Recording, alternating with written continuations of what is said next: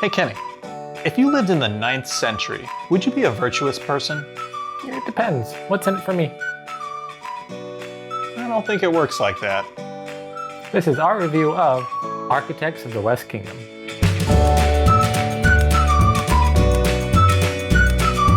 Architects of the West Kingdom is a worker placement game, Where your goal is to construct the most buildings and advance the cathedral. The main component of the game is worker placement, but your workers compound as you place them.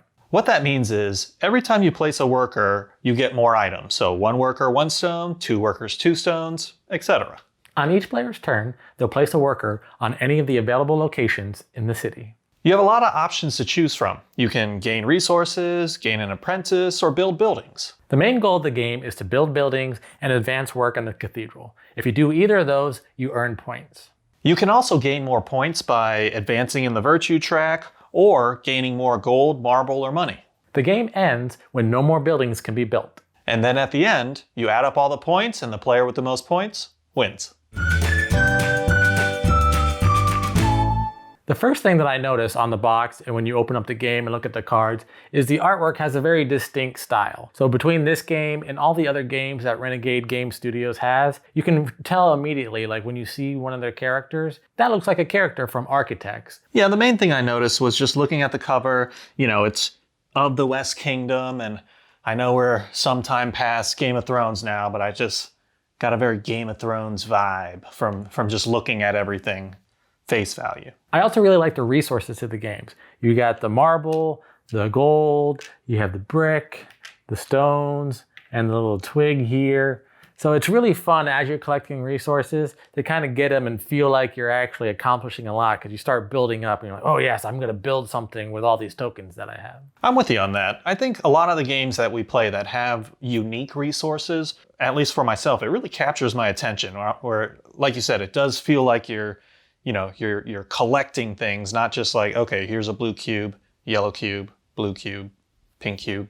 When we laid out the board and we had it set up on the table, it really does take up a good amount of space. Not so much that you feel like your whole table is covered, but enough space that you feel like, oh, this is a pretty massive board game. And even though it comes in a small box, when you unfold the board, you're like, oh, we're getting to some serious gameplay here. One thing I noticed though, on the board, on the cards, on the player cards, there's all these symbols, and the symbols help it keep it clean and not like too wordy or anything. But the downside of that is if you're just playing for the first time, you better have that reference handy, because you're going to be like, what does that mean again?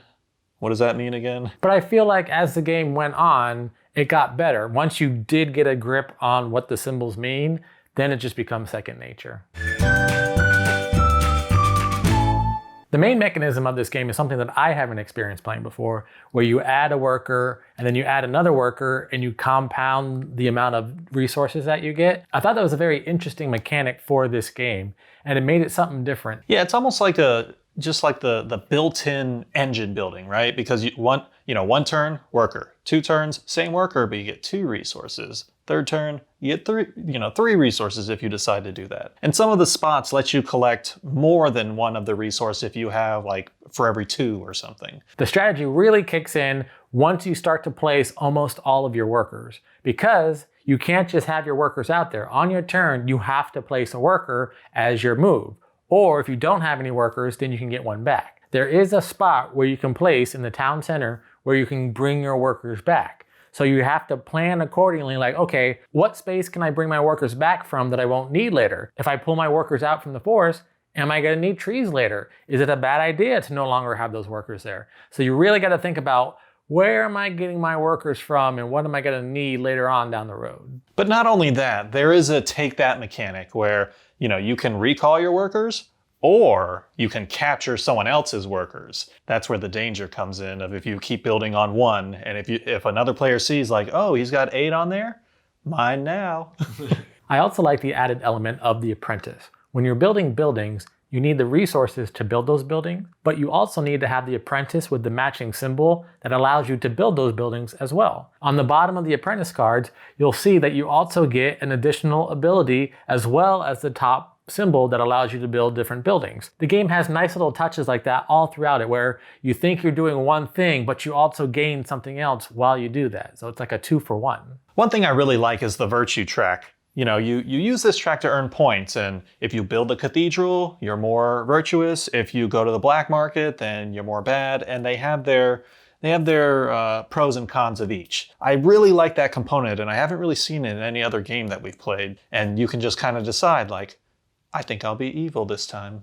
This game has a lot of different paths that you can take to try to earn points. So you can increase your virtue track, you can build buildings, you can build the cathedral, you can get the bonuses on the bottom of the buildings that you'll get points at the end, you can collect a lot of gold and marble. And the best part about it is no matter which path you kind of take, everyone is kind of even if you're not seeing it while you're playing the game. At some point you may be like, oh, I have a lot of points, I must be in the lead. But then when you get to the end of the game and everyone adds up their points, it ends up being pretty close. Yeah, I think the only reason that Teresa won is because she ended the game. And she cheated.